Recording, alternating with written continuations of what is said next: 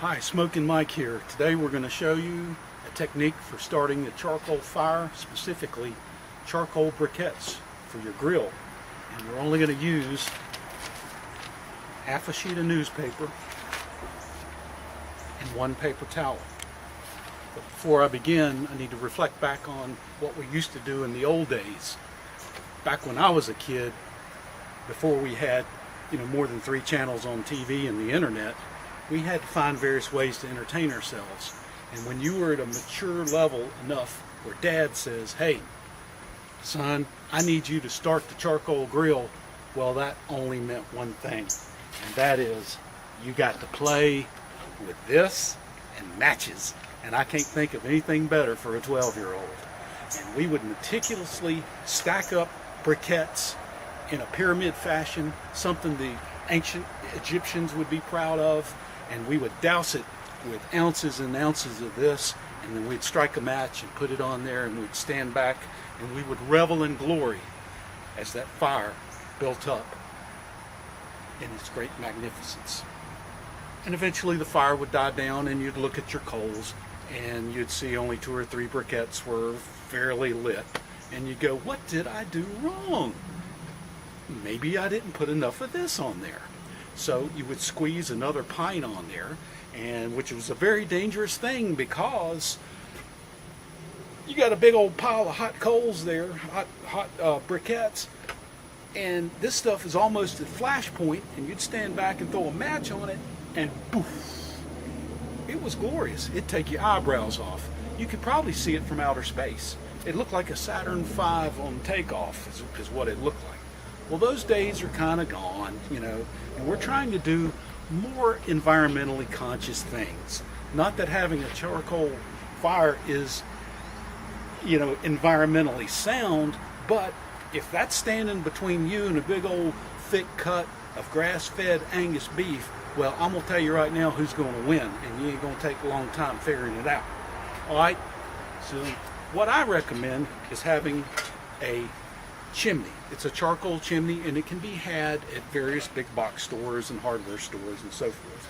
And what you do is you pile your briquettes in here, and then you'll stuff some newspaper in the bottom, and you'd set it in your grill and you'd light it off. Okay, great. Well, you'd get a little flame from the newspaper, and here you go. You're rustling around, you're trying to find more newspaper, and after 2 or 3 sheets, you may get everything going and you're all happy. Well, I've got a better way. Okay, one of the things that you really should do before you start grilling is you should lubricate your cooking grate. And what I do is I'll take a little bit of cooking oil. This is canola, but you can use anything. And I'll take a paper towel and I'll fold it up, and I'll pour a little bit of cooking oil on it. Doesn't have to be a whole lot. And I'll take that, and I know you can't see it right now, but I'm going to wipe my grill with it. Okay? And you want to do this because you don't want your food sticking to the grill. All right? All right? And your other option is you can lubricate your meat, and I would say you could do both if you wanted to keep it from sticking. All right. Well, that's a little nasty, but what we're going to do when we fill up our chimney, we're going to do this. We're going to take a paper towel and we're going to loosely ball it up. And you need to make sure it's loose. You don't want to make it real tight. And then you take the paper towel and you'll wrap it. And then you'll put it up in the bottom of the charcoal starter. Okay. All right, so we're going to get started, and we're going to load our charcoal in there and see how it goes. Okay. We've got our charcoal briquettes in our chimney, and I've got my 1/2 sheet of newspaper and my paper towel that has a little bit of cooking oil on it. It's up under there, and one of the technology advances we've had since I was a kid is we don't use these anymore, but we use this. All right, so I am going to light off the newspaper, and we're going to watch it.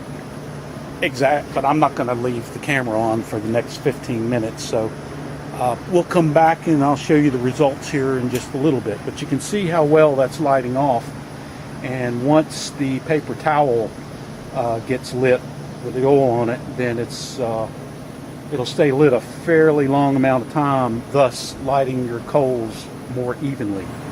Okay, we are at about the 25-minute mark, and you can kind of see where the coals are all ashed over, and that's where you want them to be. So we're getting ready to dump these things out and spread them, and then we will get our grill on there and we'll start cooking. Now, I wasn't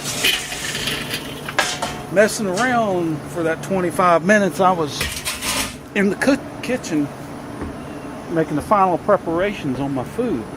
So if you think 25 minutes is long, well, it's not. And I need a big old pair of tongs to do what I'm doing because it's hot in there. Okay, got this spread out pretty good. I'm going to put on my grate. Alright. Now I'm not cooking a big old hunk of steak tonight. We're going to do some kebabs, some chicken kebabs. And so that's why I don't have that many coals in there. I want this thing to cook rather slow and evenly. Because, you know, when we cook kebabs, vegetables will get done a lot quicker. So anyway, I normally would wait a few more minutes to let that grill heat up, but since everybody's waiting on me, I'm going to go ahead and put my kebabs on.